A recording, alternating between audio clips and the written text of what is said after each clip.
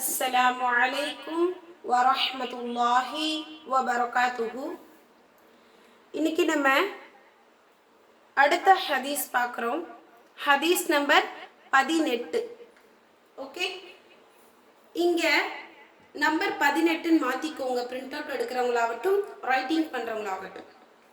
ஹதீஸ் நம்பர் 18, வாழ்வியல். قال رسول الله صلى الله عليه وسلم رضا ربي رضا ربي في رضا والدي رضا ربي في رضا الوالدي رضا ربي في رضا الوالدي. நபி ஸல்லல்லாஹு அலைஹி வஸல்லம் அவர்கள் கூறுகின்றார்கள், தந்தையின் திருப்தியில்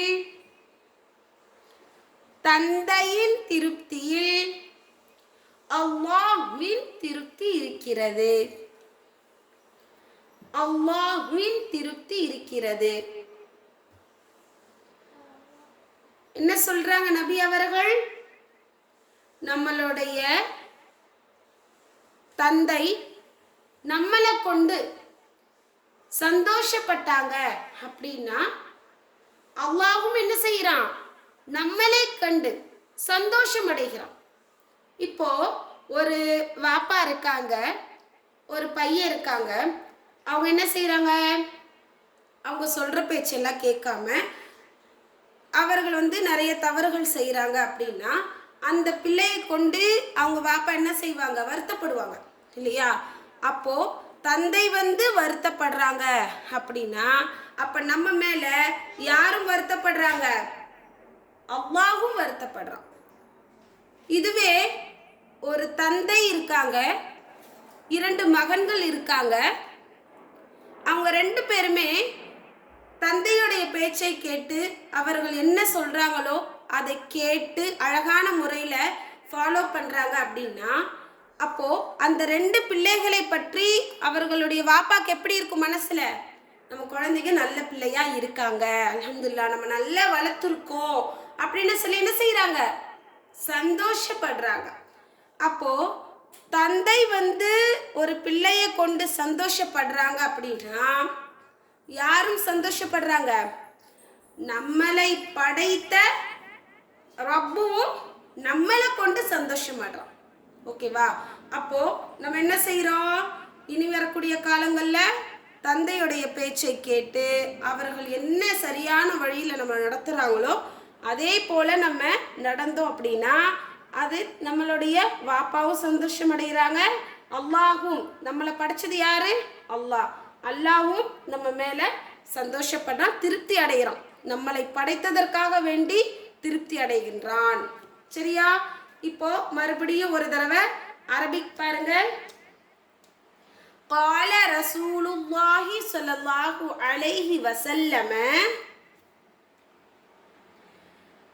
رضا ربي في رضا الوالدي رضا ربي في رضا الوالدي. இந்த ஹதீஸ் திர்மிதியில 1899வது ஹதீஸில் பதிவு செய்யப்பட்டிருக்கின்றது. ஓகேவா? அப்போ நம்ம தந்தை நம்மளை சரியான வழியில மார்க்கம் சொல்வதை கொண்டு நடத்தினாங்க அப்படின்னா கட்டாயமா நம்ம என்ன செய்யலாம்? தாராளமாக அவர்கள் சொல்வதை கேட்டு நடக்கலாம். இதுவே ஒரு தந்தை ஹராமான விஷயங்களை செய்ப்பா, நமக்கு தெரியும் அது ஹராம்னு. இப்ப உதாரணத்துக்கு சொல்லலாம், வட்டி வாங்குறது ஹராம், மது குடிக்கிறது ஹராம். ஒரு தந்தை ஒரு பிள்ளையை இதை குடின்னு சொன்னா நம்ம செய்யணுமா? செய்யக்கூடாது. ஏன்னா அது ஹராம், அதெல்லாம் செய்யக்கூடாது. தந்தை நற்செயல்கள் எல்லாம் எதை கொண்டு நமக்கு ஏவுறாங்களோ அந்த நல்ல செயல்களை அல்லாஹ் அனுமதித்திருந்தால் அதை செஞ்சோம் அப்படின்னா தந்தை திருப்தி அடைகிறாங்க, அல்லாஹும் திருப்தி அடைகின்றான் நம்ம மேல. அவர் பாவமான செயல்களை செய்ய சொன்னா என்ன செய்ய தேவையில்லை, ஒருபோதும் அதை கேட்டு நடக்க வேண்டிய கட்டாயமே கிடையாதுன்னு அல்லாஹ்வே குர்ஆன்ல சொல்லியிருக்கான். ஒரு தாயோ ஒரு தந்தையோ பிள்ளைகளுக்கு நேர்வழியை காமித்தால் மட்டும் அதை கேட்டு நடக்கணும்.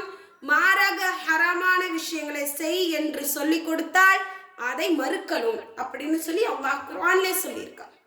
அப்போ நம்மளுடைய தாய் தந்தையர்கள் நமக்கு என்ன செய்ய மாட்டாங்க, ஒருபோதும் கெட்ட செயல்களையோ ஹராமான பேச்சுக்களையோ ஹராமான செயல்களையோ செய்ய சொல்லி சொல்ல மாட்டாங்க இல்லையா? அப்போ நம்ம நல்ல செயல்கள் எல்லாம் செஞ்சு நம்மளுடைய தந்தையை என்ன செய்யணும், சந்தோஷம் அடைய வைக்கணும், திருப்தி அடைய வைக்கணும். அப்படி திருப்தி அடைய வச்சோம்னா அல்லாஹ்வும் நம்ம மேல திருப்தி அடைகிறா அப்படின்னு நம்ம என்ன செய்யணும், மனதளவுல இத நம்பிக்கை வைத்து ஃபாலோ பண்ணணும். ஓகேவா? இன்ஷா அல்லாஹ்.